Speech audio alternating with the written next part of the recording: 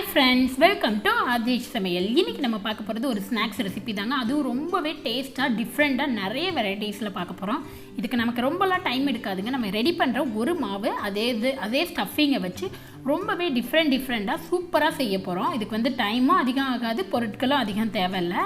இப்போ எப்படி செய்கிறது, என்னென்ன பொருட்கள்லாம் தேவை அப்படின்னு பார்க்கலாம் வாங்க. இப்போ இந்த ஸ்நாக்ஸ் செய்கிறதுக்கு நம்ம ஃபஸ்ட்டு மாவு ரெடி பண்ணிடலாம். அதுக்கு இங்கே ஒரு பவுலில் 1.5 கப் அளவு கடலை மாவு சேர்த்துக்கலாங்க. உங்களுக்கு எவ்வளோ தேவையோ அந்த அளவு சேர்த்துக்கோங்க. நான் 1.5 கப் அளவு சேர்த்துக்கிறேன். இப்போ இதுக்கு 1/2 கப் அளவு அரிசி மாவு சேர்த்துக்கலாங்க. நம்ம கடையில் வாங்குகிற அரிசி மாவு தான். 1/2 கப் அளவு சேர்த்துக்கலாம். நமக்கு அரிசி மாவு சேர்க்கும்போது நல்லா கிறிஸ்பியாகவும் கிடைக்கும், அதனால தான் அரிசி மாவும் சேர்க்குறோம். இப்போ இதுக்கு காரத்துக்கு தேவையான அளவு மிளகாய்த்தூள் சேர்த்துக்கலாம். நான் வந்து 1 ஸ்பூன் அளவு காஷ்மீரி மிளகாய்த்தூள் சேர்த்துக்கிறேன். ஏன்னா காஷ்மீரி மிளகாய்த்தூள் வந்து நல்ல கலர் கொடுக்கும், அதனால் காஷ்மீரி மிளகாய்த்தூள் 1 ஸ்பூன், நார்மல் மிளகாய்த்தூள் 1/2 ஸ்பூன் அளவு சேர்த்துக்கிறேன். இதோட ஒரு 1/4 ஸ்பூன் அளவு பெருங்காயத்தூள் சேர்த்துக்கலாம். இப்போ இது எல்லாத்தையும் சேர்த்தாச்சு. இதோட தேவையான அளவு உப்பு சேர்த்துக்கோங்க. அதோட வீடியோ வந்து மிஸ் ஆகிடுச்சு. இது எல்லாத்தையும் சேர்த்து விட்டு நல்லா மிக்ஸ் பண்ணி விட்டுருங்க.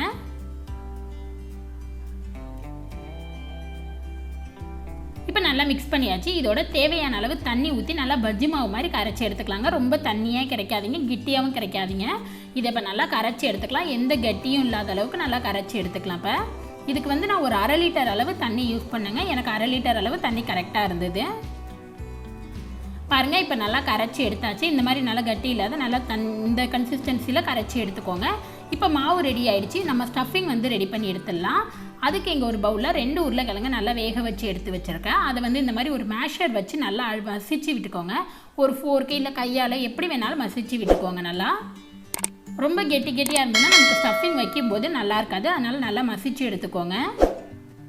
இப்போ நல்லா மசிச்சாச்சு. பாருங்கள், இந்த மாதிரி நல்லா மாவாக மசிச்சு எடுத்துக்கோங்க. இப்போ இதோட தேவையான மசாலா பொருட்கள் எல்லாம் நம்ம சேர்த்துக்கலாம். இப்போ இங்கே 1/2 வெங்காயத்தை நல்லா பொடியாக கட் பண்ணி எடுத்து வச்சுருக்கேன். இதை சேர்த்துக்கலாம். இதோட நல்லா ஒரு 2 பச்சை மிளகாய் நல்லா பொடியாக நறுக்கி எடுத்துருக்கேன். கொஞ்சம் கொத்தமல்லி, கருவேப்பிலை எல்லாத்தையுமே நல்லா பொடியாக நறுக்கி சேர்த்துக்கோங்க. இப்போ இது எல்லாத்தையுமே சேர்த்துக்கலாம்.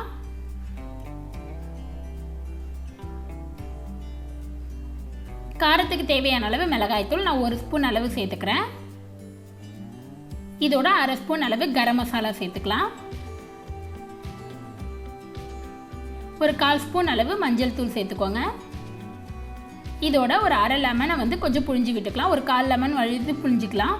உங்ககிட்ட மாங்காய் பொடி இருந்ததுன்னா காஞ்ச மாங்காய் பொடி அதை கூட சேர்த்துக்கலாம். இது எல்லாத்தையும் சேர்த்து விட்டு நல்லா மிக்ஸ் பண்ணி விட்டுருங்க.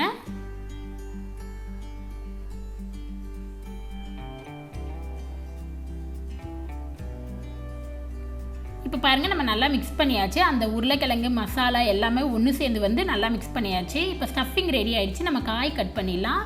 அதுக்கு இங்கே நம்ம பஜ்ஜி போடுற மிளகாய் எடுத்து வச்சுருக்கேன். நல்லா இந்த மாதிரி நீட்டாக இருக்கிற பஜ்ஜி மிளகாவாக எடுத்துக்கோங்க.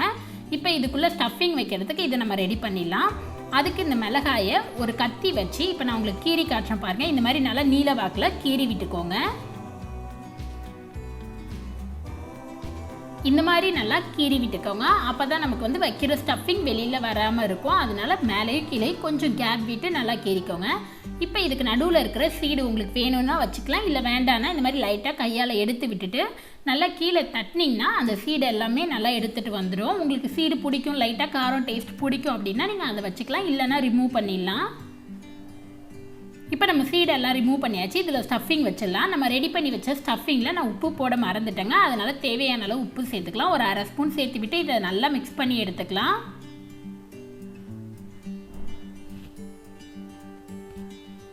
இப்போ நல்லா மிக்ஸ் பண்ணியாச்சு. இதோட நம்ம ரெடி பண்ணி வச்ச ஸ்டஃபிங்கை இந்த மாதிரி நல்லா கொஞ்சம் சின்ன உருண்டையை எடுத்து கீறி விட்ட மிளகாயில் வந்து வச்சுக்கலாங்க. நல்லா அழுத்தி வச்சுக்கோங்க. அப்போ தான் வந்து நமக்கு வெந்து வரும்போது நல்லாயிருக்கும் ஸ்டஃபிங் சாப்பிட்றதுக்கு. அதனால் உங்களால் நல்லா எவ்வளோ வைக்க முடியுமோ அந்த அளவு வச்சுக்கலாம். இப்போ இதை நல்லா வச்சுட்டு இந்த மாதிரி நல்லா ப்ரெஸ் பண்ணி விட்டுருங்க. இப்போ பாருங்கள், நம்ம ஸ்டஃபிங் வச்சாச்சு. நம்மளோட ஸ்டஃப்டு மிளகாய் சூப்பராக ரெடி ஆகிடுச்சு. இதே போல் நம்ம மீதி எல்லாத்தையும் ரெடி பண்ணிடலாம்.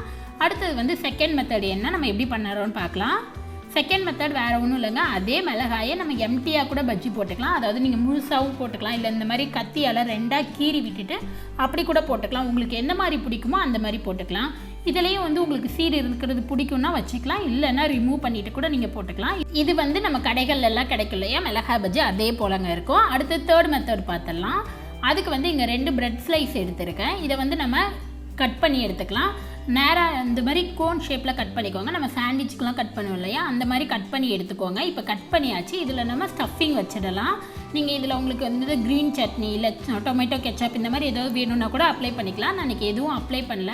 நம்ம ரெடி பண்ணி வச்ச ஸ்டஃபிங்கை ஒரு 1/2 ஸ்பூன் கிட்ட வச்சுக்கலாம். வச்சுட்டு நல்லா கையால் இல்லை ஸ்பூனால் இந்த மாதிரி நல்லா ஸ்ப்ரெட் பண்ணி விட்டுருங்க. நமக்கு என்ன ஷேப்புக்கு ப்ரெட் இருக்கோ அந்த மாதிரி நல்லா அதை வந்து ஸ்ப்ரெட் பண்ணி விட்டுருங்க. இப்போ நல்லா தடவியாச்சு. இதுக்கு மேலே நம்ம கட் பண்ணி எடுத்து வச்சுருந்த ப்ரெட்டை இதுக்கு மேலே வச்சுட்டு நல்லா ப்ரெஸ் பண்ணி விட்டுருங்க. இப்போ நான் உங்களுக்கு ப்ரெஸ் பண்ணி காய்ச்ச பாருங்கள், இந்த மாதிரி நல்லா அழுத்தி விட்டுருங்க. அப்போ அந்த ஸ்டஃபிங்கோடு சேர்ந்து அந்த ப்ரெட்டும் நல்லா ஒட்டிக்கும். இதை நம்ம எப்பவும் போல் மாவில் டிப் பண்ணி போட்டுக்கலாம். இது வந்து தேர்ட் மெத்தட் ரெடி ஆகிடுச்சு. அடுத்து இப்போ இதை பொரிச்சு எடுத்துடலாம். எல்லாத்தையுமே பஜ்ஜி போண்டா எல்லாத்தையுமே பொரிச்சு எடுத்துடலாம். இப்போ நம்ம ரெடி பண்ணி வச்ச மாவில் நம்ம ரெடி பண்ணி வச்ச ஸ்டஃப்டு மிளகாய் பஜ்ஜி இருக்கு இல்லையா, அதை வந்து இந்த மாதிரி நல்லா டிப் பண்ணிக்கோங்க. நல்லா கொஞ்சம் அகலமான பாத்திரமாக எடுத்துக்கோங்க. இல்லைனா மிளகாய் பெருசாக இருக்கும்போது நமக்கு டிப் பண்ண இந்த மாதிரி கொஞ்சம் கஷ்டமாக இருக்கும். இதை வந்து நல்லா எல்லா மாவும் எல்லா பக்கமும் படுற மாதிரி அப்ளை பண்ணி எடுத்துக்கலாம். பாருங்கள், இப்போ நல்லா டிப் பண்ணி எடுத்துட்டோம். இப்போ இதை ஆயிலில் போட்டு ஃப்ரை பண்ணிடலாம். இதே போல் நம்ம ரெடி பண்ணி வச்ச ஸ்டஃப்டு பஜ்ஜி எல்லாத்தையுமே போட்டு நல்லா 2 பக்கமும் நமக்கு செவந்து வரணுங்க. அந்தளவு நல்லா செவர விட்டு எடுத்துக்கலாம். நல்லா பெரட்டி போட்டு கீழே மேலே எல்லா பகுதியும் செவந்து நல்லா கொஞ்சம் கிறிஸ்பியாகி வர்ற வரை நம்ம செவர விட்டு எடுத்துக்கலாம். நான் வந்து எல்லா வீடியோவும் ஃபுல்லாக காட்டலை, நமக்கு வீடியோ ரொம்ப லென்த்தியாக போன்றனால நான் செவந்ததுக்கப்புறம் உங்களுக்கு காட்டுறேன். இதை இப்போ பாருங்கள் நல்லா செவந்து வந்துருச்சு. இப்போ இதை எடுத்து ஒரு பிளேட்டில் வச்சுக்கலாம். அவ்வளோதான். பாருங்கள் நமக்கு நல்லா மாவு நல்லா ஒட்டி அவ்வளோ சூப்பராக இருக்குது. நல்லா கடையில் விற்கிற மாதிரியே நல்லா குண்டு குண்டாக அழகாக இருக்குது பாருங்கள். அடுத்து இப்போ செகண்ட் மெத்தடை நம்ம பார்த்துடலாம்.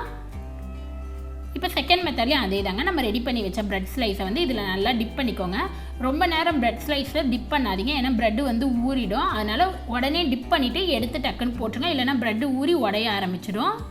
இந்த மாதிரி போட்டுட்டு இதுவும் நல்லா செவந்து வந்தது பரட்டி எடுத்துக்கலாங்க. 2 பக்கமும் செவர விட்டு எடுங்க. நல்லா கிறிஸ்பி ஆகனதும் நமக்கு இதுக்கு வந்து ரொம்பலாம் டைம் எடுக்காதுங்க. ஒரே மாவில் நம்ம நிறைய விதம் செஞ்சிடலாம். இப்போ பாருங்கள் நமக்கு நல்லா செவந்து வந்துடுச்சு. இப்போ இதை எடுத்து ஒரு பிளேட்டில் வச்சிடலாம். அவ்வளோதான், நம்மளோட ப்ரெட் பஜ்ஜி சூப்பராக ரெடி ஆகிடுச்சு. இது நல்லா அவ்வளோ டேஸ்ட்டாக இருக்கும். இனிப்பு காரம் 2 கலந்ததாகவும் இருக்கும், நல்லா டிஃப்ரெண்ட்டாகவும் இருக்கும். ரொம்ப இதுக்காக நம்ம தனித்தனியாக மாவு ரெடி பண்ணணும் அப்படிங்கிற அவசியமும் நமக்கு தேவையில்லை. இப்போ இதை ஒரு பிளேட்டில் வச்சிடலாம். அடுத்தது நம்ம வந்து தேர்ட் மெத்தட் பார்த்துடலாங்க.